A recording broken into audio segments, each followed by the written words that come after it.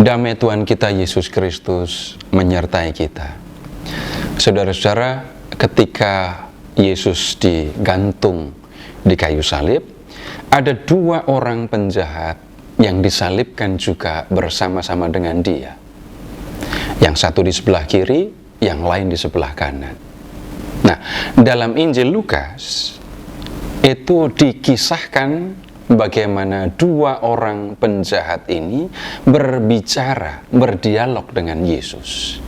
Dan hanya Injil Lukas yang menyampaikannya.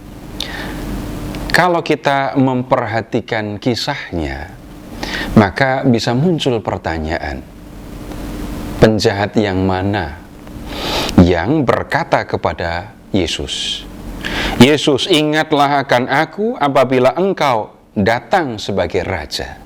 Nah, kepada penjahat ini Tuhan Yesus berkata, "Aku berkata kepadamu, sesungguhnya hari ini juga engkau akan ada bersama-sama dengan aku di dalam Firdaus." Nah, untuk memahaminya, kita akan baca, kita akan lihat Injil Lukas bab 23 ayat 33 sampai dengan 43. Ketika mereka sampai di tempat yang bernama Tengkorak, mereka menyalibkan Yesus di situ. Dan juga dua orang penjahat itu, yang seorang di sebelah kanannya dan yang lain di sebelah kirinya. Yesus berkata, "Ya Bapa, ampunilah mereka, sebab mereka tidak tahu apa yang mereka perbuat."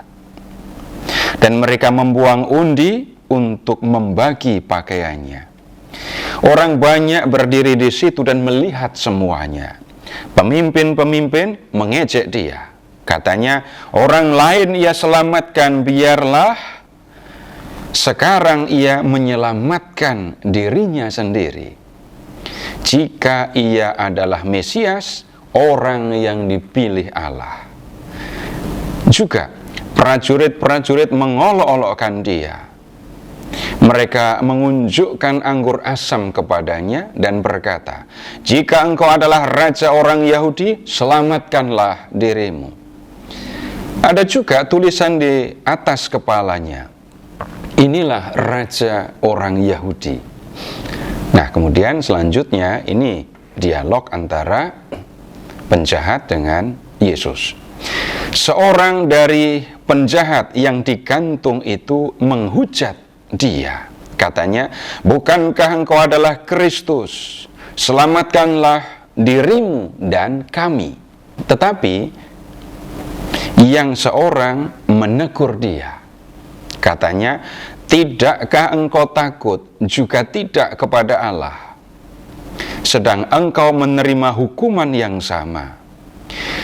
Kita memang selayaknya dihukum, sebab kita menerima balasan yang setimpal dengan perbuatan kita. Tetapi orang ini tidak berbuat sesuatu yang salah." Lalu ia berkata, "Yesus, ingatlah akan aku apabila engkau datang sebagai raja." Kata Yesus kepadanya, "Aku berkata kepadamu, sesungguhnya hari ini juga engkau akan ada bersama-sama dengan aku di dalam Firdaus." Nah, pertanyaan yang tadi saya sampaikan, siapa penjahat yang berkata kepada Yesus supaya Yesus ingat kepadanya? Apakah penjahat yang menghujat Yesus atau penjahat yang menegur temannya? Banyak orang beranggapan bahwa penjahat yang meminta supaya Yesus ingat kepadanya itu adalah penjahat yang menegur temannya. Jadi penjahat itu mula-mula menegur temannya, kemudian ia berkata kepada Yesus. Jadi Ini pemahaman yang sering kali disampaikan, tetapi ada kemungkinan yang lain, karena kata ia, kata kepadanya di ayat 42 dan 43 itu bisa berlaku untuk kedua penjahat itu. Nah, pemahaman yang lain yang saya sampaikan itu begini. Penjahat yang pertama itu menghujat Yesus. Kemudian penjahat yang kedua menegur temannya, menegur penjahat yang pertama.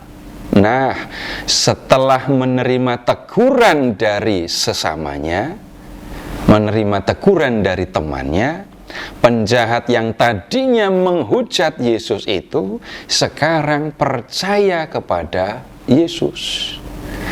Tadi kan temannya menegur supaya ia takut kepada Allah karena ia menerima hukuman karena kejahatannya. Tetapi Yesus dihukum, disalib bukan karena ia bersalah. Nah, penjahat yang tadinya menghujat ini kemudian berubah. Dia menjadi percaya kepada Yesus dan kemudian berkata, Yesus, ingatlah akan aku apabila engkau datang sebagai Raja. Penjahat yang tadinya menghujat Yesus sekarang mengaku bahwa Yesus adalah Raja. Nah, kemudian Yesus pun berkata kepada penjahat yang tadinya menghujat dan kemudian percaya kepadanya. Begini, aku berkata kepadamu sesungguhnya hari ini juga engkau akan ada bersama-sama dengan aku dalam Firdaus. Tuhan menjanjikan keselamatan kepada penjahat yang tadinya menghujat tetapi kemudian percaya dan mengaku kalau Yesus itu adalah Raja. Nah, pemahaman yang seperti ini kita bisa temukan dasarnya di dalam Injil Lukas. Dalam keseluruhan Injil Lukas, kita bisa melihat kedekatan Yesus dengan orang-orang berdosa.